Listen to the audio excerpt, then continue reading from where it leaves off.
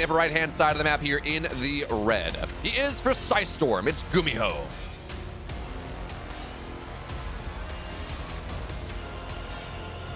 And the bottom left in the blue for Dragon Phoenix Gaming, the evil Zerg. He is Dark.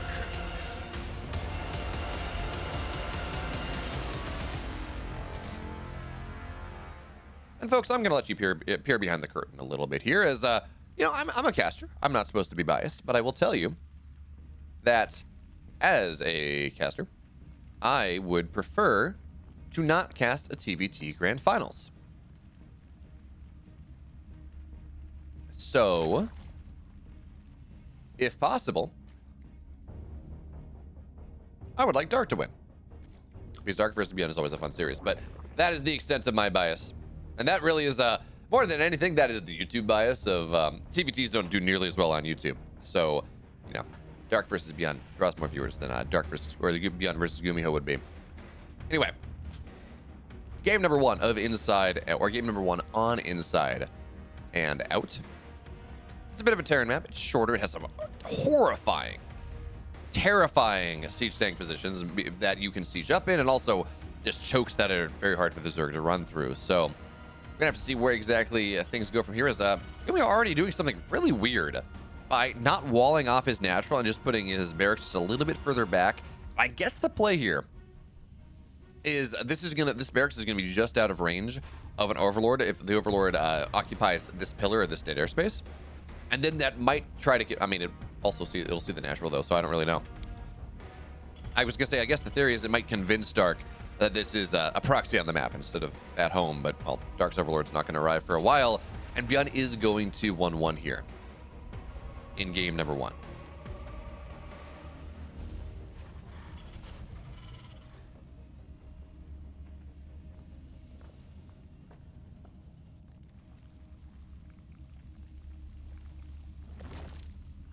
Oh, okay. So I said 2-1. I lied. Third barracks now on the way for Gumiho at this point, as he is very committed to the aggression. I thought we might see a mech game here. You know, paradoxically, smaller maps tend to be pretty good for mech if you survive in the early game because, well, the Zerg needs a lot more money to fight against a mech player than the mech player needs to fight against the Zerg. So you want these 7-8 base maps. A 6 base map actually does to be very good indeed.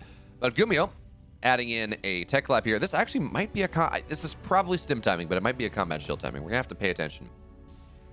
And Dark, for his part, is what is this game? This has got to be some sort of mind game setup. I don't know. So what is Dark seen? Nothing. He saw the 2 Marines on the high ground. That is just there is nothing for him to take the read on. He is just flooding lings here. He's got 26, or he's got 24. There we go.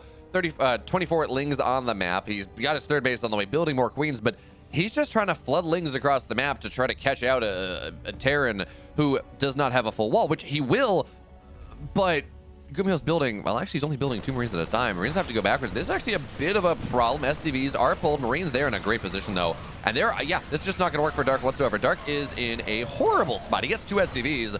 And he sees that, yes, this is an abnormally high amount of Marines, but Dark just committed so much to this, and it's not going to do anything. Now, the weird thing about this build from Gumiho was he's building 2 Marauders at a time. This feels very much like a TVP build, but it's not. It's TVZ.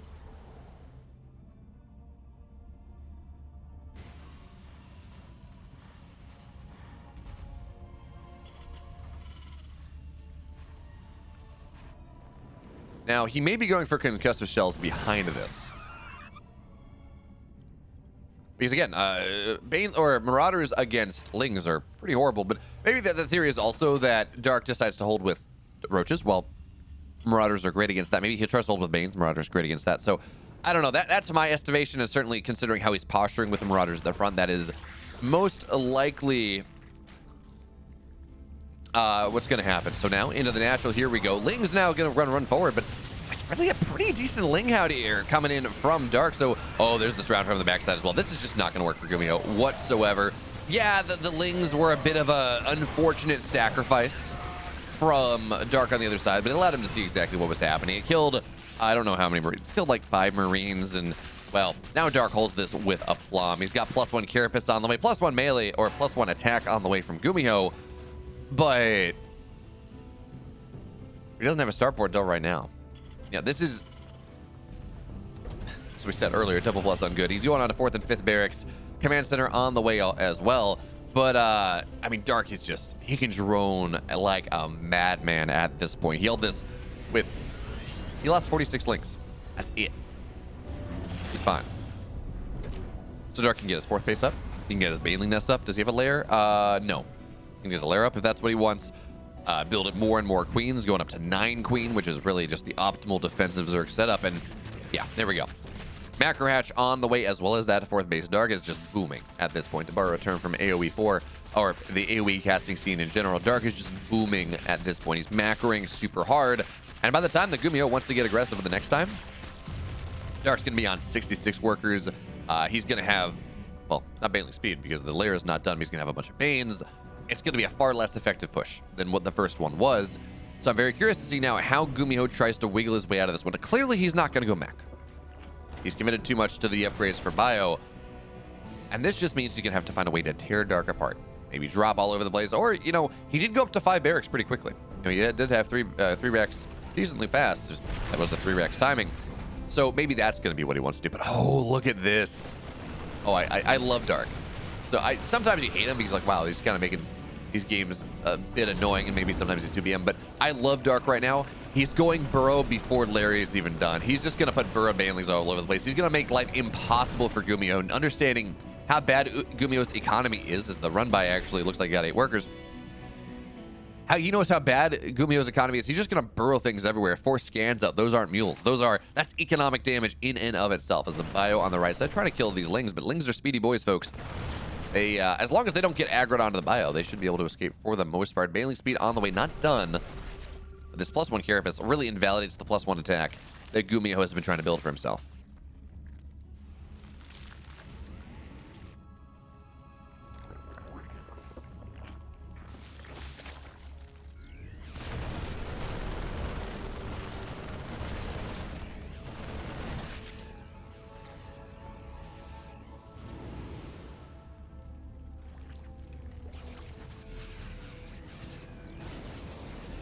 All right, so now Gumiho on the middle of the map, but the thing I haven't talked about when I'm talking about, well, you know, he can macro and he can take all these bases and he can get all these workers.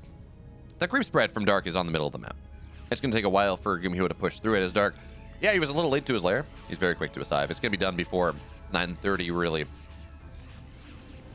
But we do start to run into a problem as the game goes a little bit later. Dark is very easily on 4 bases. Getting that 5th base a little bit harder.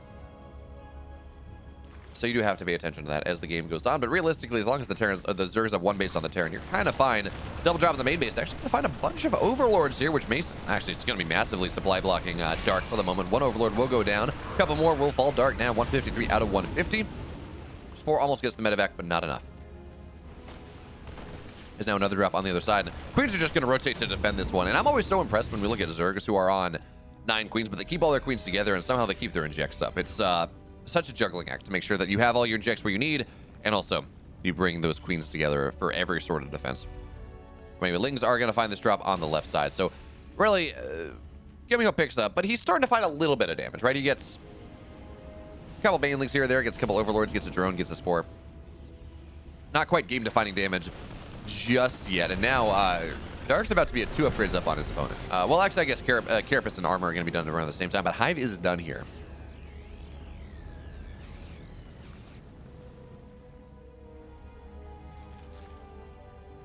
As a bit of a surround, or a bit of a flank coming, I guess, from Dark, but it's not going to be enough. And Dark's going to back up just a little bit. He doesn't really feel like he's going to be able to, I guess doesn't really feel like he's going to be able to get too much done at this point, but he doesn't need to. He's not on a timer. He's got Vipers on the way. Every time the Gumiho moves on a creep, I mean, first of all, Dark can replace it very easily. And second of all, I mean, this amount of Ling Bane is just, yeah, big explosions all over the place. Although, not really the best micro from Dark, to be totally honest, but he's going to move forward once again. It's only 1 tank in this composition. There's a bunch of SCVs going down on the other side. Well done there. The run by that Dark's been looking for a while is successful. So now Dark, he's doing a great job of holding in the middle of the map, and he shattered his opponent's economy once again. Drop on the bottom right side looks like it's being dealt with for the most part, and that was not any, yeah, not a base going down. And now a pair of bombs on top of everything. So this tank is dead. I think it was abducted. And these medevacs getting very low indeed. And normally I hate seeing a Zerg move into ultra play. It's just, it's not good. But when you have 1-2, when you are massively ahead of your opponent in upgrades, if you get those ultras out, they will just not die. And suddenly it's a big problem. These Baileys come crashing through a ton of stuff. And now, but the push from Gumiho is starting to look a little bit scarier, to be totally honest. He is kind of all in on this. Is he on 8 racks? No, he's only on 5, but he's really committing hard to this one. Bailey's come crashing forward once again. Blinding clouds on the backside of the tanks. Ling's trying to make the final hold of this game happen. They get on top of them, but the Liberators, for now, they're standing strong. Queens, though, they're able to knock that one down. No more tanks remain. That's the Liberator on the backside. It's not really adding much DPS to this engagement, so Dark crushes Gumiho's army, and from a 40 army supply lead, Gumiho is now below 100 supply pretty precipitously, and Dark takes game 1. In the upper right, folks, in the red, and actually in the middle of the map soon enough, he is Gumiho.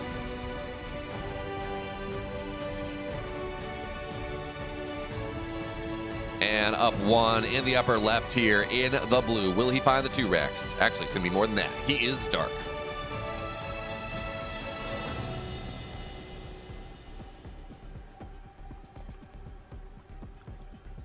So we got 3 racks on the way. Actually, this could be a 4 racks. If you pull 3 SCVs, this can be a 4 racks. We're just gonna have to see. For right now, Gumiho is going balls to the wall aggressive in this game number 2. Because at game 1 he tried, well, a 3 racks stim time. He didn't work. This time he's gonna try to do something even more aggressive, as Dark has not opted for the build order counter, but he is starting to mine out of that mineral patch. So there's a world where Dark takes that base and just gives up his quote-unquote natural, and is kind of fine. But Overlords are not really in the position they need to be. Oh, wait, no, they're going to see the SCV. Oh, there's an SCV from a weird angle. Is this going to be enough to trigger Dark? Is this going to be enough to tip him off? He's not changing his Overlord positioning for the moment, as the Marines now starting to pop out for the first time. And those SCVs, yes, a Marine and SCV. So yeah, Dark knows roughly what's happening. And certainly now he sees the bunker on the way. But there's a difference between roughly what's happening and firmly what's happening. He's got a spine on the high ground. And yeah, I think he's just going to give this base up. He's building Lings out of it, but he already has his 3rd base on the way. He scouts out, sees no gas, and that's the big tell. No gas means it is much more committed. It means it's a mineral-only play. 3 racks, 4 racks, something like that.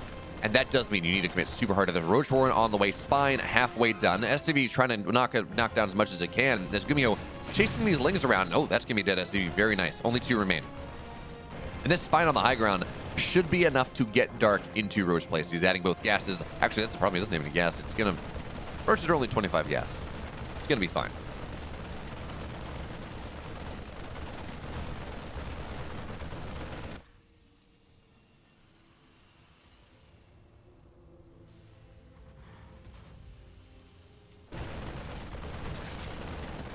So the natural is dead, and Gumiho, he thinks he's okay, but Dark already has his 2nd natural on the way, and Gumiho needs more.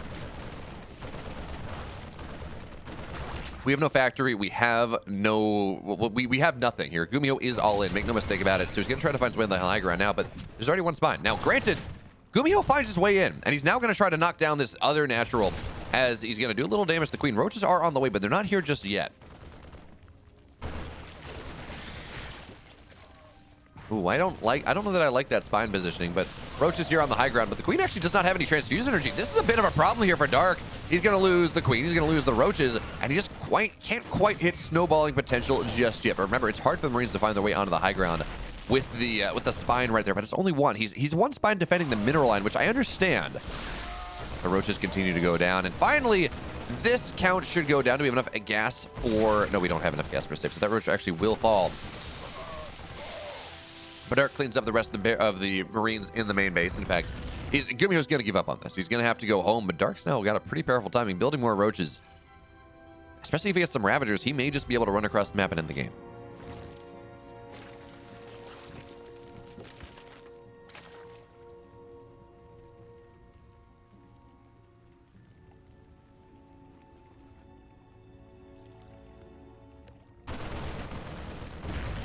All right, so, well, that's actually great positioning there from Gumiho on the high ground. Knocks down 1 Roach to start before really much can happen. And Yeah, no, Dark is committing this. I was like, you know, maybe that's enough damage. The Dark says, that he decides against it. But, well, 2 Ravagers are on the way. And Dark is absolutely going full send here. And I don't blame him. There is no production. There is absolutely no production in the main base of the Terran. He's got 3 barracks. They're running home. Dark finds that, and that's a good scout. Now he knows, well, he knows what he has to deal with. There's only these Marines on the map. Here come the Roaches. Here come the Ravagers. If Dark can find this in the middle of the map, this is actually an army that kills all these Marines. 5 Roaches, 2 Ravagers are a terrifying fighting force. But instead, no, Dark's gonna, he's gonna be able to separate himself. He's gonna be able to put himself between the Marines and the actual base that Gumiho is trying to get up. And technically, he does have it up, right? He does have orbitals on the low ground. Dark is reticent. More Ravagers are on the way, and he is droning up behind this, only on 2 bases, but he's droning up behind this. And this is such a game of chicken here. Who actually commits? Because Dark doesn't want to get caught kind of between the hammer and anvil of the Marines and everything else.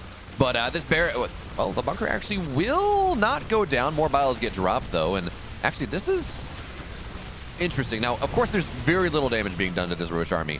But the bios coming in from behind. And remember, folks, this is a bunch of Ravagers. They're not tanky. They do die very quickly indeed. There we go. 5 Ravagers already. Bio coming in from the backside here. Dark kites further into the base. Biles are not going to land, but one Ravager has already fallen. 15 SCVs have died, though, and that may be just all the damage the Dark is looking for. Even still, the Bio trying to get on top of the Ravagers. Splitting backwards. The Ravagers, they're just not dying, and Gumiho is, though. He's dead. Dark, Hyun will be the finals.